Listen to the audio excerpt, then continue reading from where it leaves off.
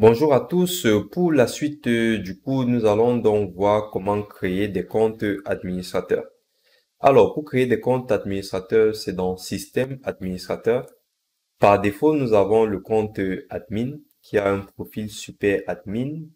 Et ensuite, le type de compte, c'est bien un compte local. Et ici, vous avez un paramètre qui s'appelle authentification à deux facteurs qui est désactivé.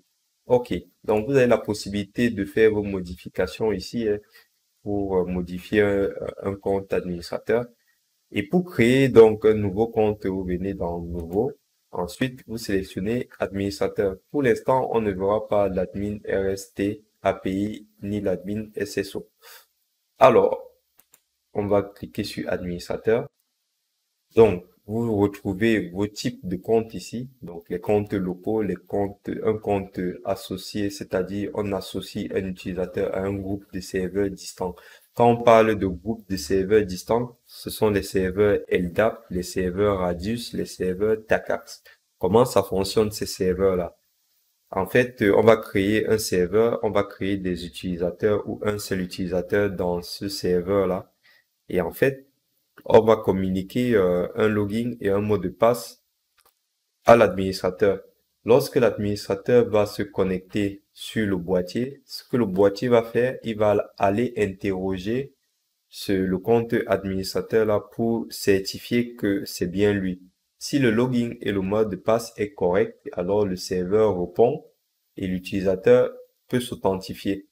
C'est ça que ça signifie. Donc, on vous dit juste ici qu'on peut associer plusieurs utilisateurs ou un seul utilisateur. Donc, on a la possibilité de créer en gros plusieurs administrateurs sur ces serveurs distants-là. Ensuite, vous avez le chiffrement par PKI. Donc, il faut savoir que on peut créer des certificats hein, et insérer ces certificats dans le FortiGate. Donc, créer un serveur PKI qui va nous générer des certificats et venir exécuter ces certificats dans le FortiGate. Le FortiGate a aussi la possibilité, on a aussi la possibilité de créer des certificats directement sur le FortiGate. Donc, vous voyez ici, certificat. Donc, vous voyez, vous pouvez générer un certificat, etc. Donc, ça, on va le voir plus tard. Et si on revient donc là, nous, ce qui va nous intéresser, c'est de créer un compte administrateur, mais local, puisqu'on est en environnement de test. Si vous voulez découvrir comment on crée des autres comptes avec les serveurs distants, vous voyez ici, il y a une aide là. Vous avez même les vidéos. Et c'est pour cela que moi, je préfère travailler avec vous comme ça. Comme ça, je vous montre que vous pouvez de vous-même trouver des informations fiables. Donc, vous avez juste à cliquer sur aide ici en ligne ou bien de cliquer sur la vidéo où on vous montrera comment est-ce que on configure tout ça. Donc, vous pouvez donc venir dans l'aide, comme je vous disais ici, vous avez administrateur. Et voilà, si vous cliquez sur authentification à distance pour les administrateurs, on vous explique comment faire. On vous donne des liens, comment configurer un serveur LDAP. Voilà. Donc, vous avez tout. Je vous laisse, pour ceux qui ont la possibilité de créer des serveurs LDAP, parce que on ne va pas passer beaucoup de temps à faire tout cela. L'objectif est de vous expliquer comment ça fonctionne. Et voilà. Si vous avez aussi l'habitude d'aller plus loin, aller plus loin. Donc, servez-vous de la procédure officielle pour pouvoir aller plus loin. Voilà. Donc, nous, on va continuer donc avec le compte administrateur local. On peut mettre un commentaire. Maintenant, ce qui va nous intéresser au niveau des profils.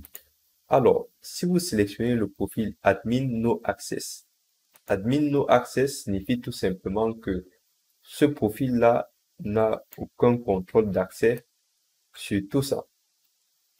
En gros, tout ce qui est en surbrillance bleue ici, c'est ce qui est sélectionné. Donc, si vous créez un administrateur et que vous lui donnez ce profil, en gros, ça ne sert à rien de créer l'administrateur. Voilà. Ensuite, vous avez le prof admin. Le prof admin, en fait, a accès à tout, donc à tout ça.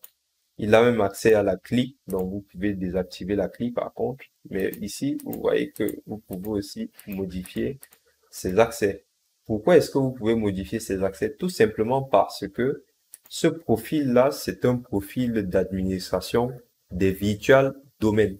C'est quoi un virtual domaine? Alors, si vous voulez savoir ce que c'est qu'un virtual domaine, vous venez ici, donc dans administrateur, et là, vous regardez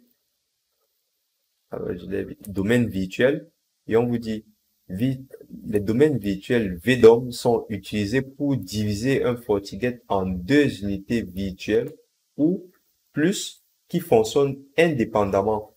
Les VDOM peuvent fournir des politiques de sécurité distinctes en mode NAT, des configurations complètement distinctes pour le routage et des services VPN pour chaque réseau connecté. Donc, si vous comprenez bien, un VDOM, si je crée un VDOM, ça veut dire que je crée en gros comment dire ça? Ça veut dire que je sépare en fait le FortiGate en deux parties, en deux parties. Je virtualise le truc. C'est comme si j'avais deux machines en fait, deux machines dans une seule. Et donc, on va créer donc des profils administrateurs pour uniquement ces parties virtuelles là.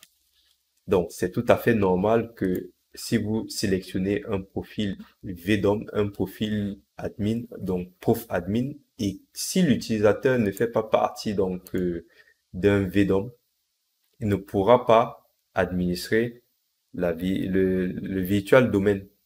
Donc, faites très bien attention quand vous créez donc vos profils utilisateurs. Alors, vous avez le super admin, donc qui a accès à tout ici, et vous voyez que vous ne pouvez pas le modifier parce que c'est le profil par défaut qu'on donne à l'admin local par défaut aussi. Donc, vous ne pouvez rien modifier là. Donc, vous faites retour.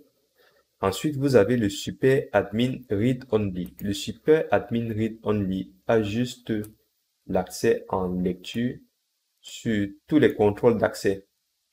Vous ne pouvez pas aussi le modifier, bien sûr. Alors, ce qu'on va faire, c'est que comme on veut éviter, généralement, si vous avez un nouveau collègue qui vient d'arriver et que vous créez un compte administrateur, vous ne le connaissez pas très bien, donc vous n'allez pas lui donner tous les droits sur le boîtier. Ou sinon, vous pouvez lui donner aussi tous les droits et s'il est vraiment bon, si vous avez confiance. Mais si vous prenez un jeune apprenti, vous n'allez pas lui donner tous les droits sur le boîtier. Donc, ce que vous allez faire, vous allez créer un profil particulier. Donc, vous allez faire créer et vous allez l'appeler custom 01, par exemple.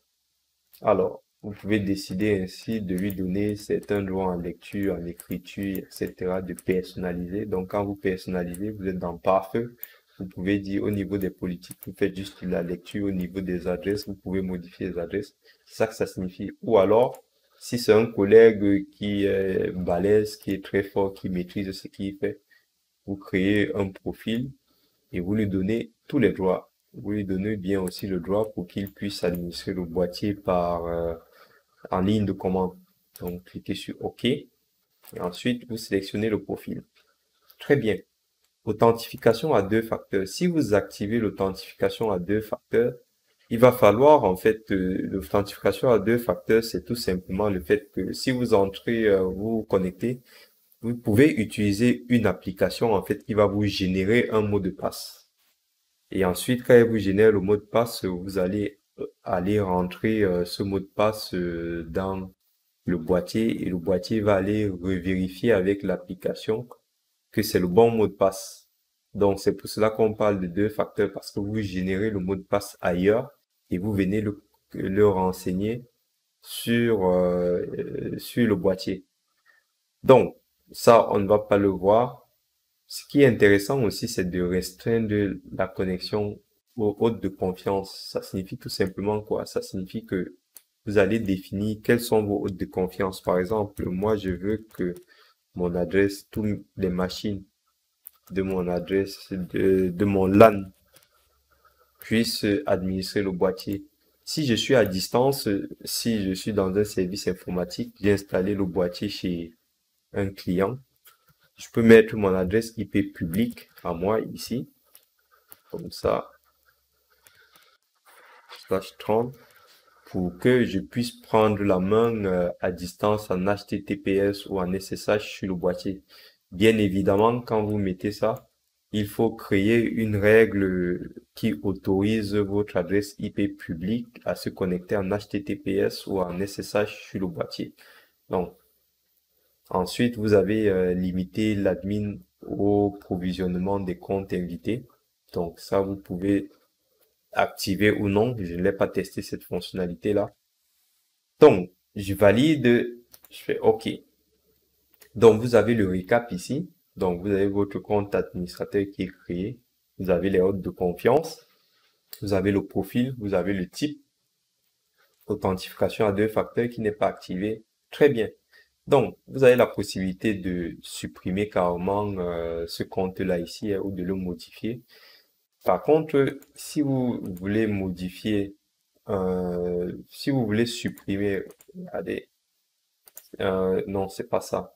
Si vous voulez modifier le profil ici ou supprimer le profil, vous devez aller ici, donc dans profil d'accès, le sélectionner là, vous pouvez le modifier. Voilà, non, c'est pas ça que je voulais dire. Si vous êtes ici, plutôt, vous voyez que vous n'avez pas la possibilité de supprimer le profil ici. Pour supprimer le profil, vous devez aller dans administrateur, supprimer déjà ce compte-là et ensuite venir sur le profil et supprimer le profil que vous souhaitez supprimer. Voilà ce que je voulais vous montrer. Donc, j'espère que vous avez compris à peu près comment est-ce qu'on crée des comptes administrateurs. Donc, n'hésitez pas à aller regarder sur le site de FortiGate, hein. Il y a plein de trucs qui sont bien expliqués. Comme je vous disais, c'est la raison pour laquelle je ne fais pas des cours avec des PDF parce que sur le site officiel, vous avez tout qui est très bien détaillé. Et mon objectif, c'est que vous preniez l'initiative d'aller chercher les bonnes informations. Et une fois que vous allez voir comment ça se fait, vous allez aller très vite. Donc, vous avez des vidéos à l'appui, hein, comme vous avez vu. Donc, si vous venez ici, au logiciel, hop, hop, on avait dit, si on prend un certificat, bon, on verra ça dans une vidéo plus tard. Mais vous avez la possibilité, lorsque vous entrez dans une fonctionnalité, de voir le tutoriel vidéo, d'avoir l'aide en ligne. Donc, pour moi, c'est vraiment très cool pour pouvoir apprendre rapidement. Donc, nous avons terminé avec la gestion des comptes administrateurs. Je vous dis à tout de suite pour poursuivre notre formation. Merci.